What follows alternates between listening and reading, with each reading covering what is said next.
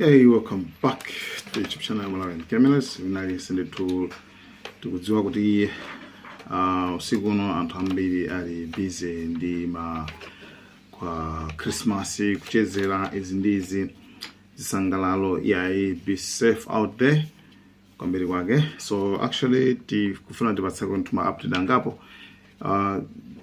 It's been quite a while pamene ndithu sitinapasana ma update inayo onse kumabe actually chifukwa cha ma busy schedules koma tinene pano kuti actually we were following ndithu nkhani zonse zoti timatsatira zimene zikuchitika komano therefore don't worry, got you covered. Ndithu iniyo muli covered. So tipanga cover ndithu ma areas angapo amene ndithu amene alipo pakali pano kuti zikuendera pati pamene ndithu tikhale tikumaliza ndithu chaka cha 2025 kolowa ndithu chaka cha 2026 ndithu ambuye atitsogolere kuti tilowa mmene tili amoyo komanso tili lunga. So actually tiyambe ndi update yakuzana ndi ku Russia komanso Ukraine kumene kukuoneka kuti pakati pano pabwera new deal proposed imene Ukraine yachita kupempha kuti chabwino mmene zililimo bwanji ifeyo mutatikhululukirako kuti sikuti maderawa actually pachatena kuti pano chidera likulu limene li Donbass chingati ndi chidaniso chikulu kwambiri and mkati mwakemo chili ndi maderaso awiriso amene amachitwa kuti Donetsk komanso Luhansk.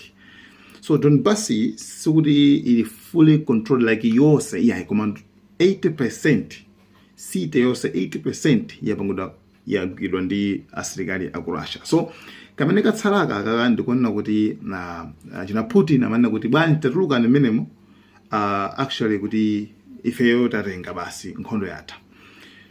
Ndo panopa propose pempho la Zelensky ndolana kuti akuona kuti chonde chabwino tavomera komano bwanji tingopanga freeze.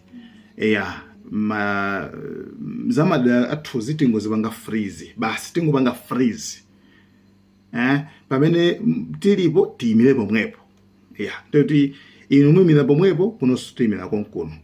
Komanso china chonena kuti asilikali tachotsemo chifukwa kodela madera onse amene ali captured amene agwidwa ndiwena zoti kuli heavy guarded kuli asilikali dziko la Russia. So nkhani yake ndonena kuti Zelensky Ukraine kupempha kuti bwanji itingoyima like sikuti tikhenga tifera tachokapo tiyime inunso kumuyima ife ticho asilikali athu inonso koso mchoso asilikali anu koma didalo ndithu tingima pompo kena ndilizikambirana bwino. Imene ndi propose ya Ukraine kwa pempha Russia. So imeneyi ndi pang'ono anthu waja akuvomera chifukwa cha mmene nkhondo so background ikuchitira chifukwa nayenso Russia imagine panopa Kyiv kwa zabangidwa zatsimikizira kuti even in one day ma drone okwana 600, imagine ma drone okwana 600 kuphulitsa mzinda. So zinthu kwenikweni sizili mbali ya achita Ukraine, zinthu ndithu zikuvuna ndithu kumeneko ku Ukraine. Therefore chimene chitika nchonena kuti akuvomera madilo pang'ono imeneyi ndi deal chobwino imene akuivomera kuti chabwino basi yo join NATO. Fine zimene zimavuta kwa madilo zamene amavuta kwambiri na amene wawa amalo territory malo. Number 2 inali yo join NATO ndi actually ma goals amene anapanga drop anasiya kuti ife basi jobwino NATO yo sit join now. So anawuzira abangize sankho actually 28 peace plan ijamina anjambula Donald Trump president wa America kuti ayipanga follow.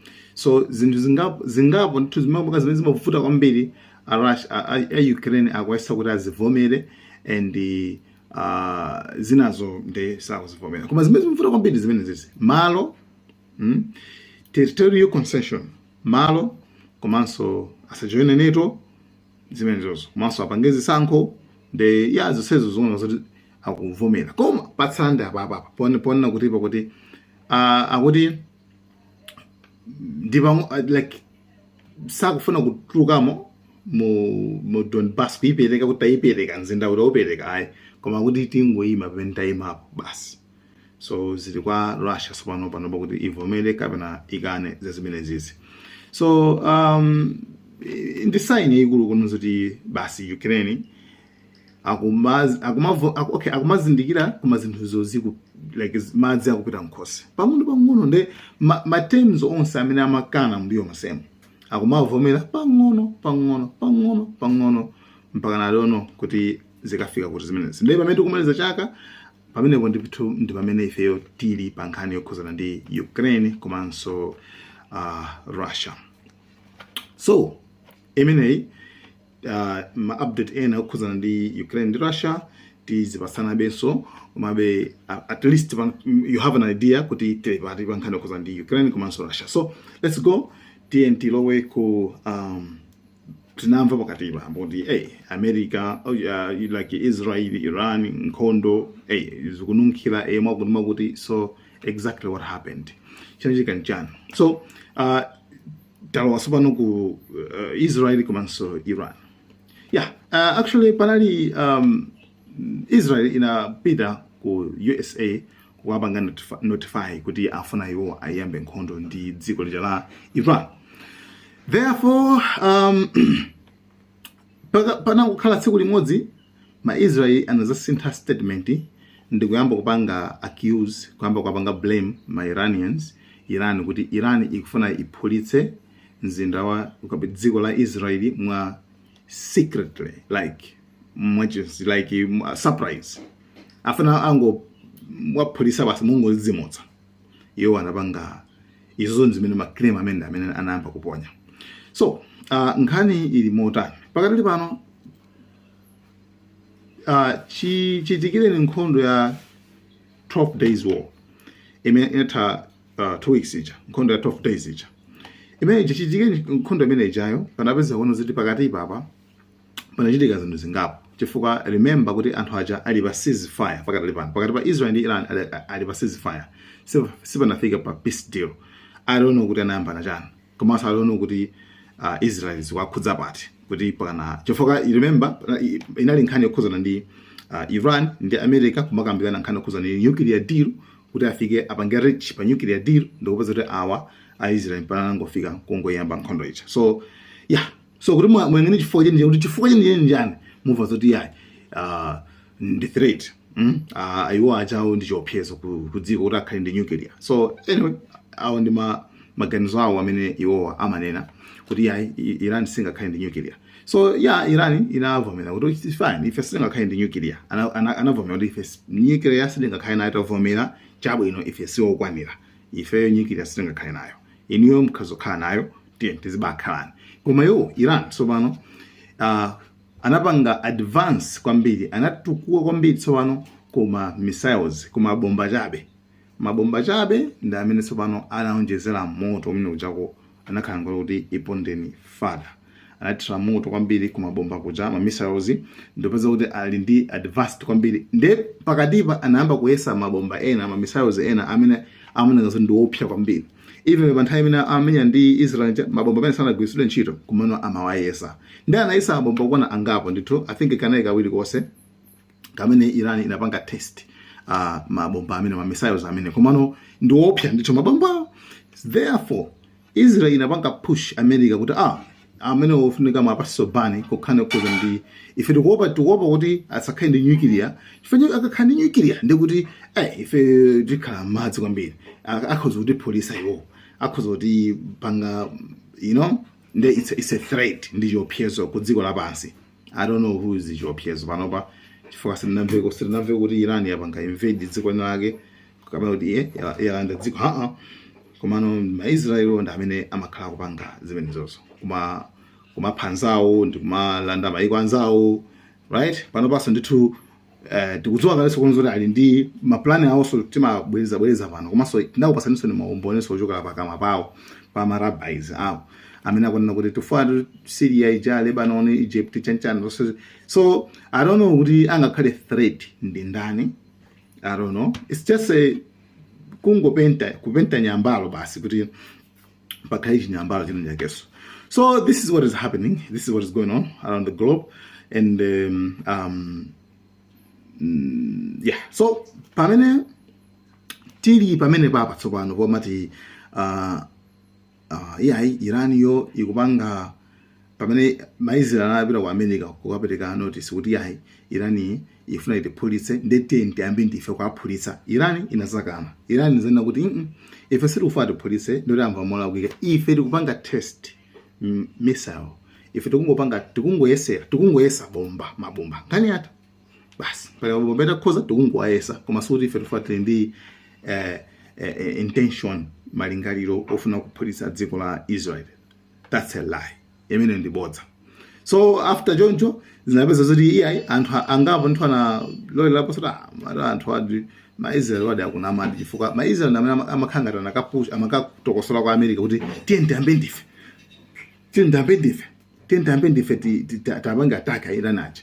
So I think this time at least nayo America I don't know komano siri mango vamene yini yose nayo so makhala kai bangono kai chifukwa yazindikiranso kuti Israel tipana pakeso ndimene mafuna kuti izingopusha nkhondo kumaitenga America kuilowetsasono mu nkhondo ndi makamaka ndi Iran. Izi especially zizinambe nthuka kale vithu zimenezi.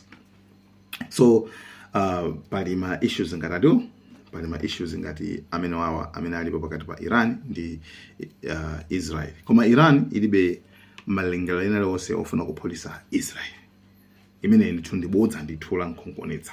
Palibe umboni wonse anowakakana and pakali pano I don't know kuti zili pati komano aliyesa ungodikirira kuti chingachitika njani. Koma Iran nawo zoti ife palibeko zimene zonse.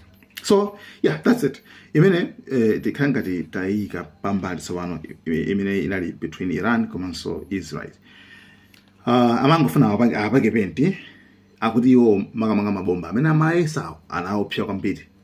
By the way, bungwe ili la International Atomic Agency limene limayang'anira za mabomba kuti bomba amene amapita kapanga check aja amene aja kumalo ena a Iran especially when kunaphulitsidwa analetsa kuti asakapange check chifukwa anagwidwanso ndi spy amatumizaso zinthu zina ku Israel. So actually simungapange separate wajawo pakati pa ma-Israeli fund ma-Americans. Ndi ma-Americans ndi ma-Israeli nda, you know, it's the same thing. That hamot.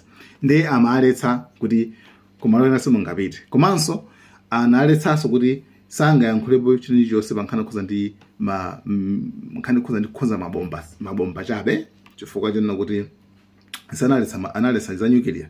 Ndi simungapaso limitiso pankhani khuza ndi mabomba. So yeah, that's it. Pane ponda kuti now paliso ma issues so amene alipo pa nkhani imene.